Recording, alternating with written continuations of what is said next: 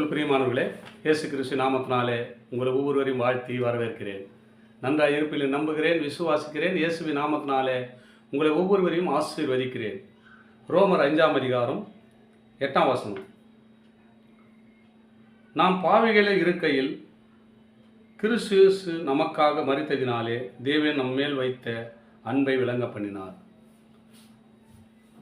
பாருங்க, நம்ம பாவம் சாபத்தில் இருக்கும்போது இயேசு கிறிஸ்து நம்ம பரிசுத்தமாக்கணும்னு சொல்லிட்டு நமக்காக அவர் சிலுவையில் மரித்தார். நமக்காகத்தாங்க. நம்ம இருக்க 2 பூலோகத்தில் 33 வருஷம் வந்து வாழ்ந்து காட்டி முடித்து விட்டு தன் சிலுவைக்கு கடந்து போனார். யாருக்காக? நமக்காகத்தாங்க.